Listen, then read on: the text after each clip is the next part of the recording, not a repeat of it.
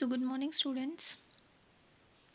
आज हमारी basic English जो क्लासेस है वो है 2। ओके, अब आप कल हमने कहाँ छोड़ा था? एडजेक्टिव पे। ओके, कल आपको समझ आया होगा जो मैंने कहा, अदरवाइज़ लास्ट में हम रिवीजन कर देंगे।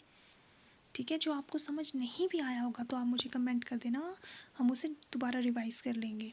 सो आज हमने करनी है वर्ब। ठीक है, कल आपने देखा कि जो नाउन होता है वो होता है आपका नेमिंग। ठीक है, जिसमें हम किसी का नाम बताते हैं या किसी इंसान का नाम, किसी जानवर का नाम, किसी प्लेस का नाम। फिर जो उसके बाद आता है प्रोनाउन, मतलब जो नाउन की जगह यूज़ होता है वो होता है आपका प्रोनाउन। ठीक है, देन आता है एडजेक्टिव। एडजेक्टिव होता है जो नाउन और प्रोनाउन की आपकी विशेषता बताता है ना, कि उसमें क्या क्वालिटी है, वो होता है एडजेक्टिव।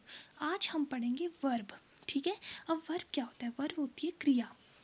ठीक है, जिसको हम इंग्लिश में एक्शन कहते हैं। ठीक है, ये क्वालिटी नहीं होती है। कई बच्चे कहते हैं कि जो वर्ब है ना वो क्वालिटी होती है। नहीं, एक्शंस और एडजेक्टिव होते हैं ना, जो उनमें फ़र्क होता है। ठीक है, जो एक्शंस होता है वो होती है क्रिया जो आप करते हो। जैसे कि मैंने लिखा है ना, डांस, रोना, हंसना, ये है आपके एक्शंस।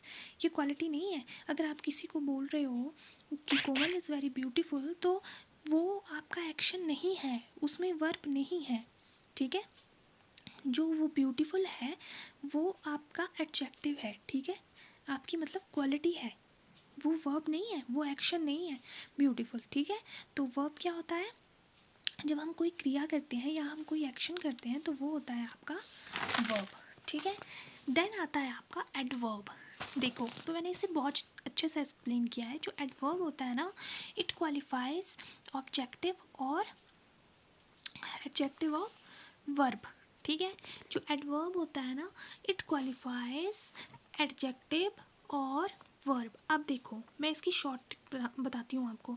जो एडवर्ब होता है ना, अब देखो, एड का मतलब क्या होता है?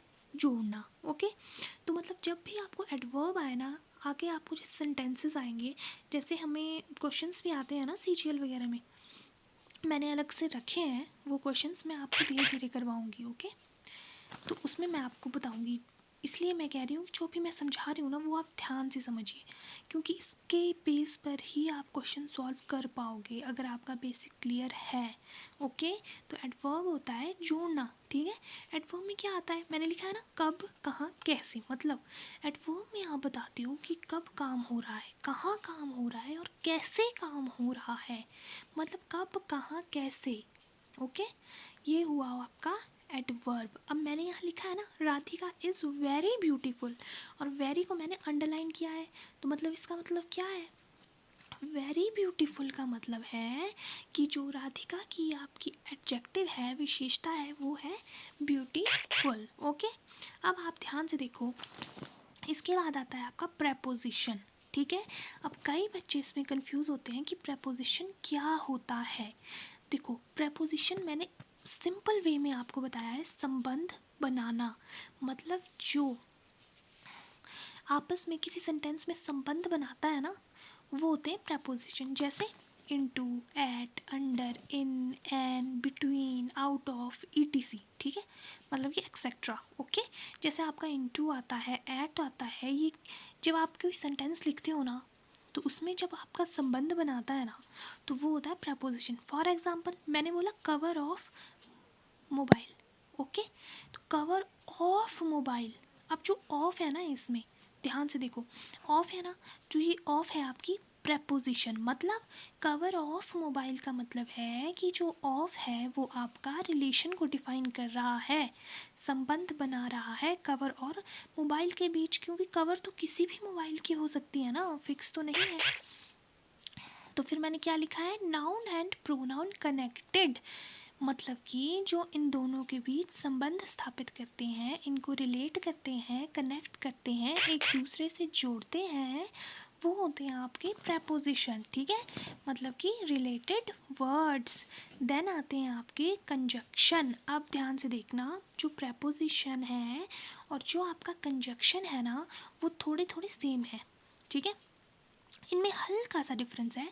जो प्रेपोजिशन है ना, वो देखो संबंध बनाता है। ठीक है, वही कंजक्शन है, वो वर्ड्स को जोड़ता है। जैसे मैंने लिखा है ना, कोमल एंड कविता, तो जहाँ एंड आ गया ना, एंड का मतलब क्या होता है, और, ठीक है। तो मतलब ये इन वर्ड्स को जोड़ रहा है। अब जो कंजक्शन होते हैं ना, वो होते हैं ज्वाइनिंग वर्ड्स, जैसे एंड, बट, और। ये जो तीनों है ना, ये जो तीनों वर्ड्स हैं, ये बहुत इंपॉर्टेंट है, ये आप अभी से याद रख लीजिएगा। मैंने इसके नीचे लिखा भी है इम्पॉर्टेंट, तो मतलब कोई ख़ास रीज़न होगा जब मैंने इम्पॉर्टेंट रखा है। इस 3 वर्ड्स को आप ध्यान रखिएगा, क्योंकि ये आगे हमारे काम आएंगे। जब हम सेंटेंसेस पे जाएंगे, हर एक टेंस कवर करेंगे, तो ये काम आएंगे। तो ये 3 आपने याद रखने हैं, एंड, बट, और, ठीक है। कंजक्शन क्या होते हैं, ज्वाइनिंग वर्ड्स, एंड प्रपोजिशन क्या होते हैं, रिलेटेड वर्ड्स, ओके।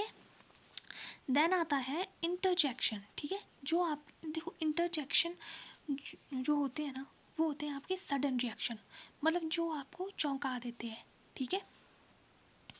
अब चौंकाने वाले क्या शब्द होते हैं, जैसे मैंने लिखा है ओह, वाओ, या हम कहते हैं अरे ये क्या हुआ, मतलब जिसमें हम थोड़ा पॉज लेते हैं, जहाँ हम अचानक से या तो कभी खुश हो जाते हैं या रो जाते हैं, ठीक है। तो वो होते हैं इंटरजेक्शन, मतलब जिसमें हमें सडनली रिएक्शन मिल जाता है ना, वो होते हैं इंटरजेक्शन, ठीक है। देन है आपके सेंटेंसेस, ओके।